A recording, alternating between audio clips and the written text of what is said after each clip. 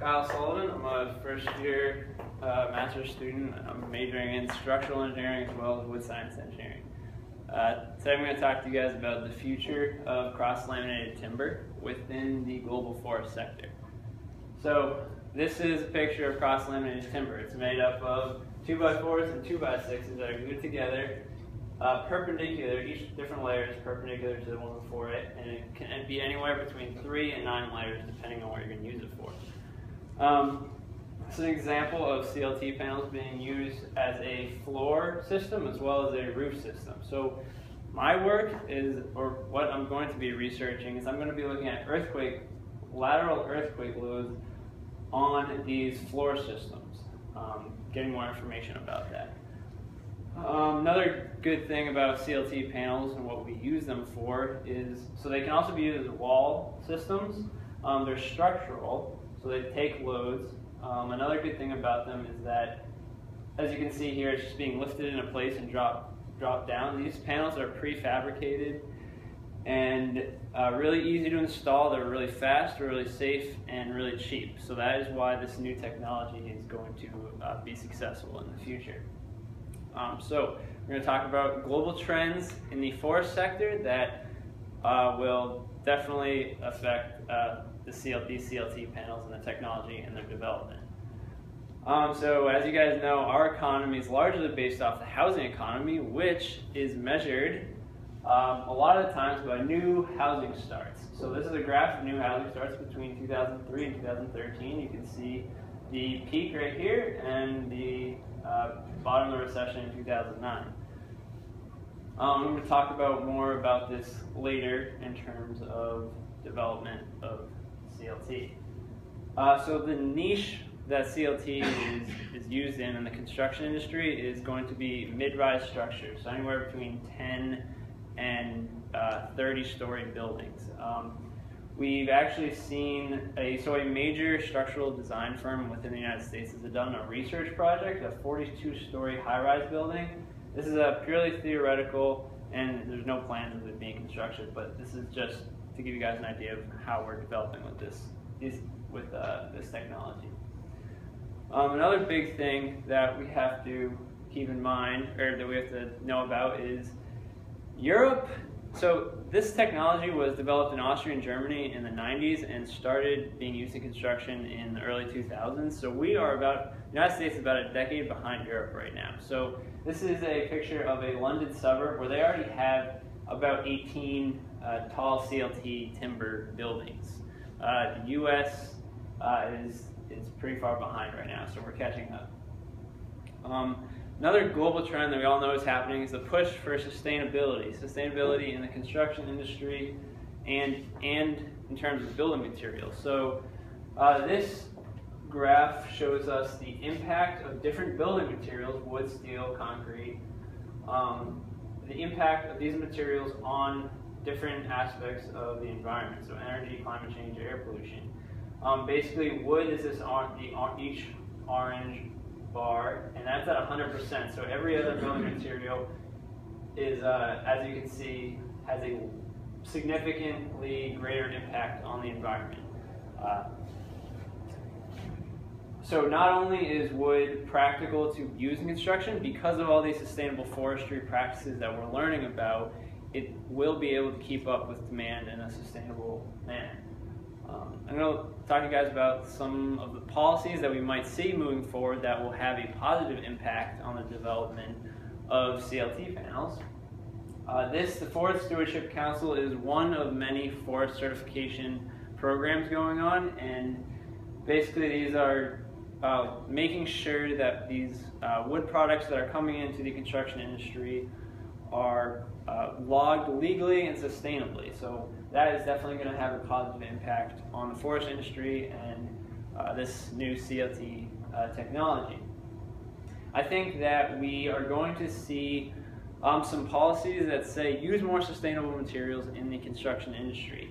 For example, we might see that the government says every contractor needs to have 20% or 30% of their new building projects have to be timber-based, or the government might tell that to a state that says your new projects have to be 20% timber based, and that will definitely be a positive impact on this development of CLT.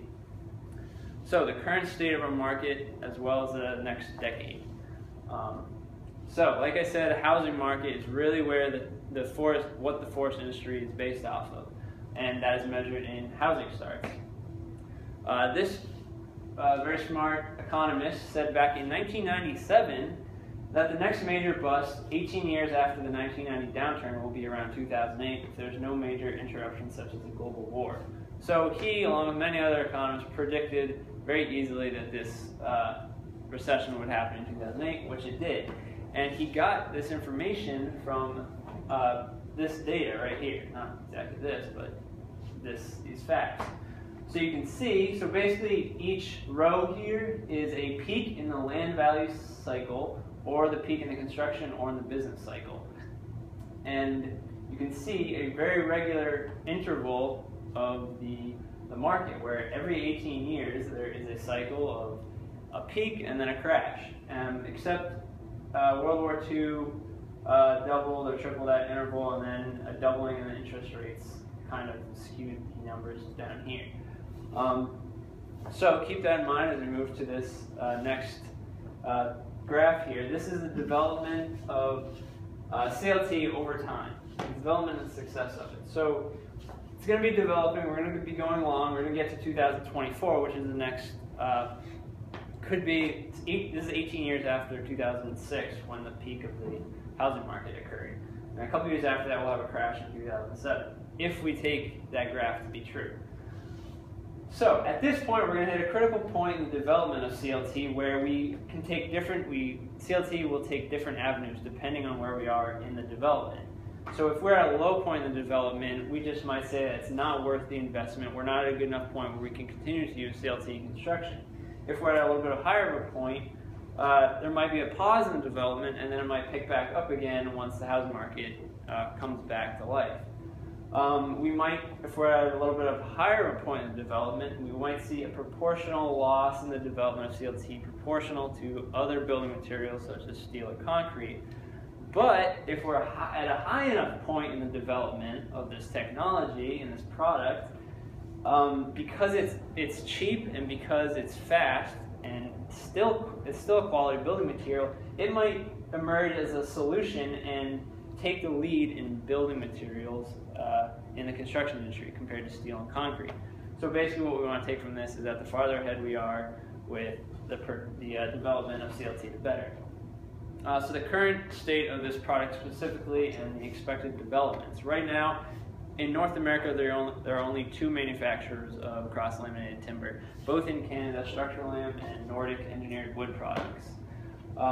Just recently, there has been a new company that has emerged in Montana called SmartLam, and they're the first CLT manufacturer in the United States. So that's very exciting. D.R. Johnson Lumber Company is an Oregon-based company in Roseburg, Oregon. They're partnering with Riddle Laminators and Oregon State University to do some research on because they want to start producing CLT. So in the next 2 or 3 years, we're going to see another company start producing CLT in the United States, which is exciting as well. The U.S. government has just released, over the past few months, a $2 million competition for tall wood buildings, and tall wood is going to be, CLT will be used in these tall wood structures. So that will definitely further the development of CLT within the U.S. construction industry at least. So as we move along here, we see successful projects and failed projects, failed companies. Lend-Lease just had a very successful project completed in Australia, a building called Forte, a 10 or 12 story apartment building made of CLT.